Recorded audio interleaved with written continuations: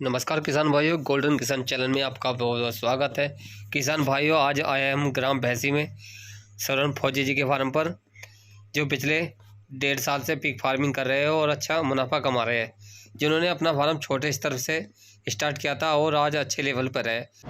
तो सर जी, स्वागत है आपका हमारे चैनल में। तो सर जी, किसान भाइयों को एक अपना परिचय दीजिए पहले तो। मेरा नाम श्रवण कुमार है, मैं रिटायर फौजी हूँ और अब पिग फार्म कर रहा हूँ। जहाँ आपका पिग फार्म है, इसका एक बार एड्रेस बताइए हमारे किसान भाइयों। ये गांव भैंसी में आता है जी, जो हमारे रजवाई के नीचे पड़ता है जी। और पूर्वी में बाईपास पड़ती है। बाईपास। तो सर, जब आपने अपना पिग फार्म स्टार्ट किया था, कितने जानवरों से स्टार्ट किया था? आप बच्चे ले गए थे या मादा ले गए थे, क्या ले गए थे सर आप? मैं अपने 15 किलो के 11 बच्चे लेकर आया था जी। 10 मादाएं थी और एक नर लाया था। एक ना ले गए थे। करंट की बात की जाए, करंट में आपके पास सर कितने जानवर हैं अभी? आज मेरे पास में 70 जानवर है, 70 जानवर, छोटे और बड़े सब मिला के। तो कुल मिला के सर, आपने छोटे लेवल से अपना फार्म स्टार्ट किया, जी आज एक अच्छे लेवल पे आपके पास 70 जानवर है। जी। तो कुल मिला के सर, ये कैसा बिजनेस है, हमारे किसान भाइयों को बताइए। क्या बढ़िया है, मगर लगन से करोगे और ध्यान से करोगे तो अच्छा है। अच्छा है यदि दूसरे पे डिपेंड करोगे तो कामयाबी नहीं मिलेगी। जी। सर, हमारे किसान भाइयों को बताइए, जो हमारा नया किसान है, जैसे आपने बताया, जो अपने फार्म को खुद ही मैनेज करो, लेबर के भरोसे ना रहे। तो जैसे फार्म आपने इतने दिन से कर रहे हो सर, आपने एक छोटे लेवल से अपना फार्म स्टार्ट किया था, आज एक अच्छे लेवल पे हो, तो सर किन किन बातों का ध्यान रखना चाहिए? स्ट्रक्चर कैसा बनाना चाहिए? फीड कितने टाइम डालना चाहिए? प्रॉपर जानकारी दीजिए सर हमारे किसान भाइयों को। देखो, सबसे बड़ी चीज़ है हवादार स्टेजर होना चाहिए हमेशा। जितना भी आप हवादार बनाओगे उतने ही बच्चे अच्छे होंगे। जी।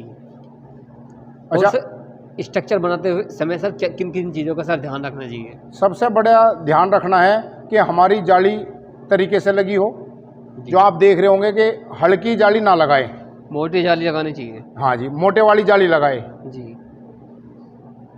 और पाइपों का बहुत लोग देखता हूँ मैं घूम आता हूँ बहुत जगह, बहुत लोग पाइपों का स्ट्रक्चर बनाते हैं जी। जिनमें जानवर फंसने का डर रहता है और चोट लगने का डर रहता है। तो इसलिए ज़्यादातर मोटी जाली का ही अपना स्ट्रक्चर बनाए। स्ट्रक्चर बनाना चाहिए। आपका स्ट्रक्चर बहुत ही सुंदर स्ट्रक्चर है और मैं किसान भाइयों को दिखा भी पा रहा हूँ। सफाई बहुत अच्छी है आपके फार्म पर।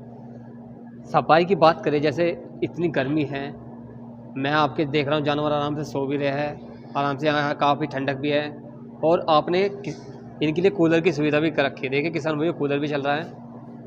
तो हमारे किसान भाइयों को बताइए, जैसे कोई नया किसान है, किन किन चीज़ों का और ध्यान रखे? सबसे ज़्यादा ध्यान देने की यदि बात है तो साफ़ सफाई। साफ सफाई बहुत ही ज़्यादा साफ़ सफाई का ध्यान रखे। मुझे चलाते हुए अभी तकरीबन 1.5 साल हो गया है। 1.5 साल हो गए। मेरे यहाँ पे आज तक जानवर बीमार नहीं हुआ। टाइम आप सब सफाई करते हैं सर? हम तकरीबन 3 टाइम तो बिल्कुल सफाई करते हैं। 3 टाइम सफाई करते हैं। और फीड की बात की जाए, आप फीड कितने टाइम डालते हैं सर? यदि फीड की बात की जाए, जो बड़ा जानवर है उनको 2 टाइम फीड दी जाती है जी। और जो अभी नया बच्चा है उसको जब तक वो 25 किलो का ना हो जाए तो उसको 3 टाइम 4 टाइम फीड दी जाती है। जी। का जो स्ट्रक्चर की, पहले तो मुझे सर लंबाई बताइए और इसकी चौड़ाई बताइए। मेरे यहाँ की जो लंबाई है ये 65 फुट लंबा है और 35 फुट की चौड़ाई है। 35 फुट की चौड़ाई है। 4 फुट की चौड़ाई की गैलरी है। 4 फुट की चौड़ाई की गैलरी है। और सर, जो आपका स्ट्रक्चर है, स्ट्रक्चर में आपका कितने रुपये का खर्चा आया था सर आपका? ये तकरीबन हमारे जो है ना 4, 4.5, 5 लाख तक के बीच में इसमें खर्चा आया हुआ है। खर्चा आ गया था। और फीड की बात की जाए, जैसे आप कंपनी का फीड खिलाते हो या सर अपना? हाँ, हम अभी कंपनी का, हमने पहले शुरू में अपने हाथ का बना हुआ फीड भी खिला के देखा जी, तो हमें वो प्रोग्रेस नहीं मिला जी। फिर हमने अभी जो है कंपनी का फीड खिला रहे हैं। कंपनी का फीड खिला रहे हो तो रिजल्ट भी अच्छा है, ग्रोथ भी काफ़ी अच्छी है, मैं दिखा भी पा रहा हूँ किसान भाइयों को।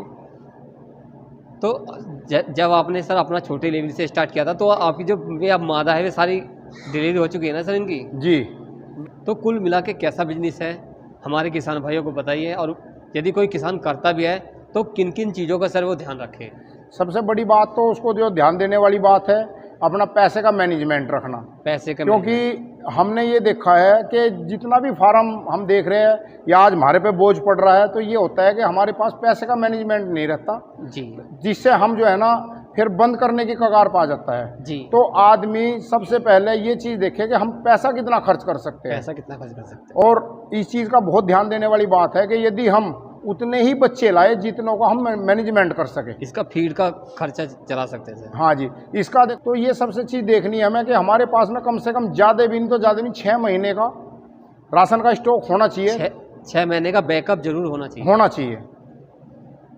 यदि आप 6 महीने का बैकअप नहीं कर सकते हैं तो कहीं ना कहीं हम फेल हो जाएंगे। तो जैसे मैं देख पा रहा हूँ, आपने जो ये जाली लगाई हुई है, इनका क्या बेनिफिट? आप दीवार भी कर सकते थे, आपने जाली ही क्यों लगाई सर? हमारे देखो, ये जाली का ये बेनिफिट है कि मेरे पास में भी सिर्फ एक कूलर लग रहा है। जी जी। सबसे पहले यदि हम बात करें तो देखो, एक ही कूलर आज हमारे पूरे सेट को ठीक रख रहा है। जी जी। सबसे पहली बात तो ये है। दूसरी बात ये है कि आप सिर्फ गेट में खड़े हो गए अपने सारे बच्चों को चेक कर सकते हो जी। अब देखो, मेरे सारे बच्चे सो रहे हैं जी, वो ठीक है कि हम आज वीडियो भाई यो दिखा रहे हैं, और नहीं तो हम ये कहते हैं कि सेट के अंदर नहीं जाना होगा। जी जी। क्योंकि जब हम डिस्टर्ब करेंगे इनको तो देखो, नींद में आदमी की हो या हमारे बच्चों की है, ये भी हमारे बच्चे ही है, क्योंकि इनसे ही हम आगे की कमाई बढ़ाएंगे। जी, आप बिजनेस इनसे ही आगे बढ़ाएंगे तो हमें इनकी भी फैसिलिटी का पूरा ध्यान देना है। लोग क्या सोचते हैं कि पैसा कमा लो, मगर खाली पैसा कमाना एक माध्यम नहीं है जी। एक शौक होना चाहिए काम करने का।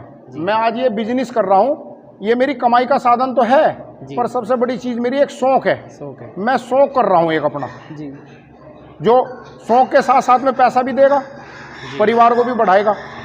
तो ये मेन चीज़ बहुत ध्यान रखनी है। सर एक चीज़ और पूछनी है सर आपसे। जैसे आपने बताया, जैसे आप सर लेबर से करवाते हो या खुद से करते हो? सर इसको मैं भी और मेरे बच्चे भी, हम खुद ही अपना को मैनेजमेंट खुद ही मैनेजमेंट करते हो? हाँ जी। तो जैसे कोई नया किसान है, वो आपसे क्या किन किन चीज़ों पे फोकस रखना चाहिए? जो पिग फार्म करता है, किन किन चीज़ों पर सर ध्यान रखना चाहिए? हाँ, सबसे पहले पानी फिट फॉर होना चाहिए, साफ़ सफाई बिल्कुल दुरुस्त होनी चाहिए, टाइम टेबल के हिसाब से राशन की पूरी मात्रा मिलनी चाहिए बच्चे को। ये सबसे बड़ी ध्यान देने वाली चीज़ है। और सबसे बड़ी बात है जी, यदि आप लेबर के भरोसे रहेंगे तो ये बताओ, जैसे आप फीड डाल रहे हैं, हो सकता है वो आलकस कर जाए, 2-2.5 किलो देना है, उसने दिया आपका 1.25 किलो ही, तो जो वो जानवर पे डिफेक्ट है कहीं ना कहीं जी। अब हम तो 2.5 किलो की जगह भी थोड़ा बहुत बढ़ा के दे देंगे। तो इन चीज़ों का बहुत ज़्यादा फर्क पड़ता है।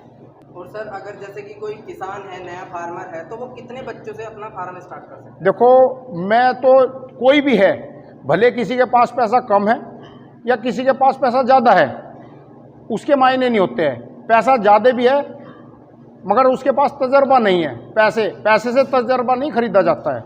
क्योंकि अब हमने ये चीज़ देखी, लोग हमें भी कहते हैं आगे कि आप इसको जल्दी कर लेते, मादाएँ बड़ी ले आते, वो ले आते।